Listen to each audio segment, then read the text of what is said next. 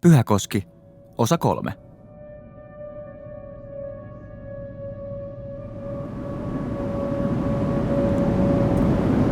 Astumme sisään hieman sitä betoniholvia muistuttavan holvikäyttävän lävitse ja lähdemme nousemaan betoniportaita ylös. Tulemme valtavan korkeaan tilaan, ikään kuin halliin tai kappeliin, jossa toinen saksofonisti soittaa. Hänellä on yllään hopeinen mekko, joka kimaltelee valossa. Tämä tila on äärettömän korkea ja siinä seinää pitkin kulkee metalliset tikkaat, jotka jatkuvat ylös kattoon asti niin pitkälle, että niitä ei edes näy. Ne ikään kuin katoavat jonnekin korkeuksiin. Tässä pohjana on entistä joen pohjaa, eli peruskalliota. Ja se peruskallio on hyvin röpelöistä ja epätasaista.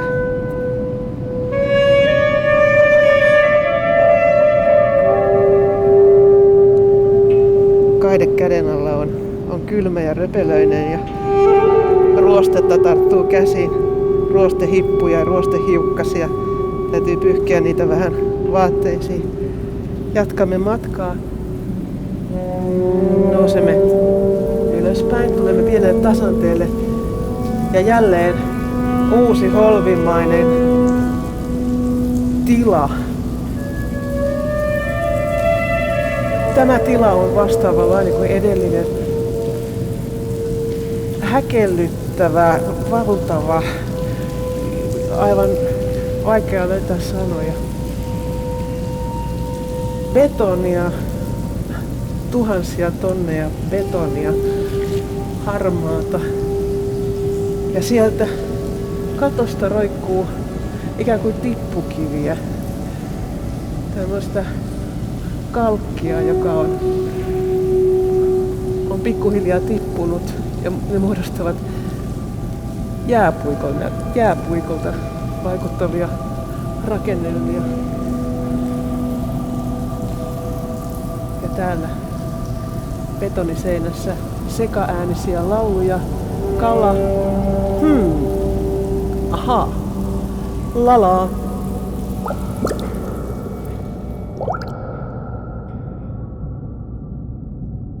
Pyhäkoski oopperan kohdalla meidän taiteellinen työryhmä on toiminut tavallaan kahtena duona. Meillä on ollut Tuukka ja Anna-Sofia, jotka on pääasiassa siitä musiikillisesta puolesta ja siitä sovittamisesta ja siitä äänimaisemasta ja miltä kaikki kuulostaa. Ja sitten minä ja Joliin ollaan työskennelty ehkä enemmän teksti- ja dramaturgiapainotteisesti ja materiaalipainotteisesti, että ollaan etitty materiaalia ja kalalippistä ja lankaa ja sekaäänisiä lauluja, nuottivihkoja, kaivettuja oikeanvärisiä postitlappuja ja kaikkea tällaista. Ja nyt meillä vasta olikin Joliinin kanssa taas etäpalaveri, jossa vielä käytiin läpi sitä, että minkälaisia hahmoja meillä siinä tarinassa on ja minkälaisia tarinoita niiden kautta tulee esiin. Ja varmaan vielä tässä se tuleekin kehittymään, että meitä kiinnostaa semmoinen polyfoninen rakenne ja teos.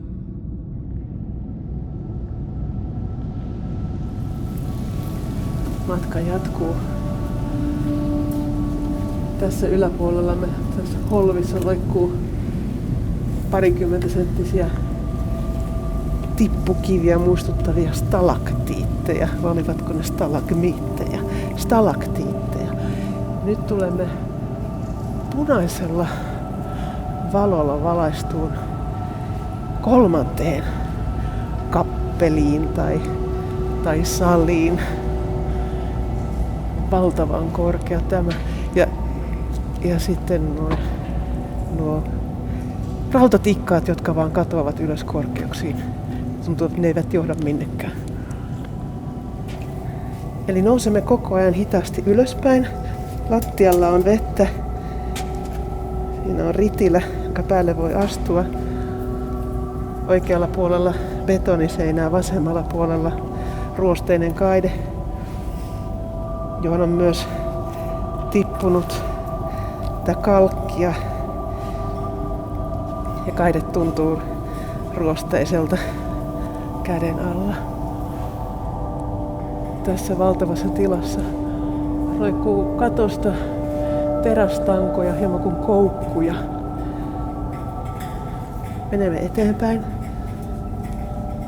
Holvimainen portti, kapea tila.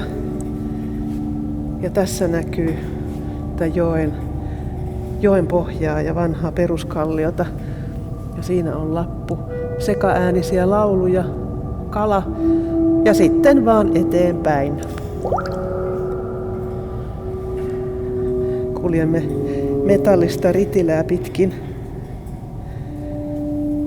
Se tuntuu hieman huojuvan jalan alla. Ilmassa tuntuu olevan hieman pölyä. Huomaa, että yskittää. Ja kalliossa sekaäänisiä lauluja, kala ja parenteesit kyllästyy ja ajautuu optimaalisten virtausten mukana.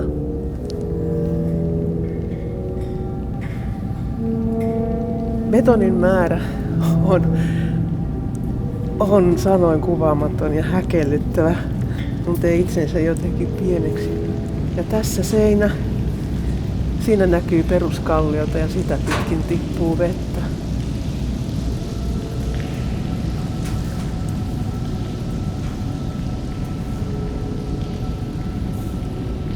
Varovasti täytyy astua eteenpäin. Kädet ovat jo aivan pölyssä.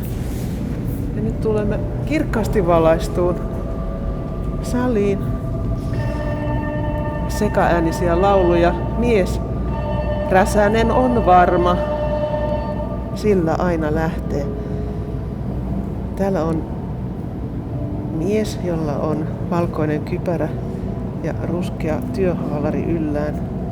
Hän istuu äänipöydän takana vakavana, silmälasit yllään. Hän ei kiinnitä meihin mitään huomiota. Tässä tilassa on pylväsporia ja valtavia vaijereita tai kaapeleita, jotka ovat ainakin ranteen paksuisia. Ja betoniseinää. Ei kiinnosta, paitsi kalajutut. Ja työkalut ovat, tai vaikuttavat ainakin vanhoilta ja kuluneilta ja todella kovassa käytössä olleilta. Räsänen on varma. Sillä aina lähtee. Viimeisimmäksi on jäänyt mieleen, niin on siis se Pyhäkosken sellainen orgaaninen elävä. Siis tuntuu, että se on siis täysin itsenäinen olio, koska joka kerta kun sinne menee, niin siellä voi olla eri tyyppejä töissä, siellä voi olla erilaisia projekteja menossa, siellä ne valot, jotka on suunnitellut osaksi teosta, onkin vaihdettu ja valotilanne näyttää erilaiselta, että se elää omaa elämäänsä.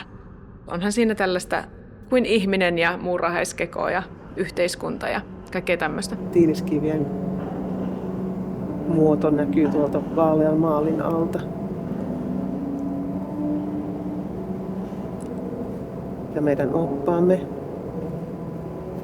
avaa oven. Ja lähdemme seuraamaan häntä seuraavaan tilaan. Ovi on painava. Raskas rautaovi, paloovi. Ja täällä on selvästi, täällä on ilmavirta jostakin. Ja valtava nostin on nostamassa täällä. Nosturi on laskeutunut tuolta korkeasta katosta alaspäin. Ja täällä työmiehet ovat töissä.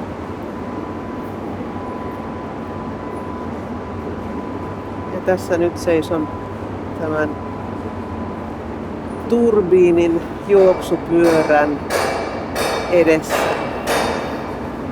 Työmiehet kiinnittävät jonkinlaista kaapelia tuonne henkilönosturiin ja takovat sitä paikoilleen. Heilläkin on kaikilla työhaalarit ja huomiovärit ja kypärät ja suojalasit sekä kuulosuojaimet. Ja tässä tämä valtavan suuri juoksupyörä, jonka halkaisija on kenties 6 metriä. Siinä on nämä siivekkeet, jotka nyt on hitsattu paikoilleen, jotta ne eivät liiku. Sitten kun se on käytössä nämä siivekkeet, ne liikkuvat. Ja nyt tulemme porraskäytävään. Ja tässä on edessämme suuri hissi, huoltohissi.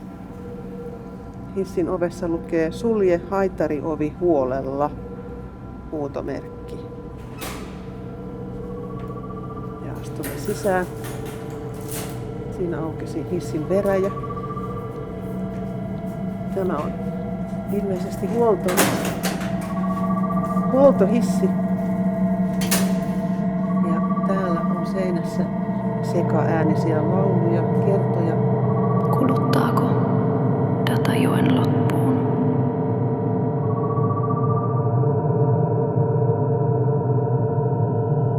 Onko data tietoa?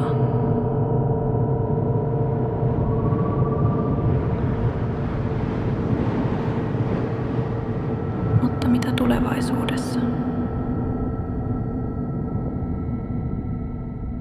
Kuka muistaa?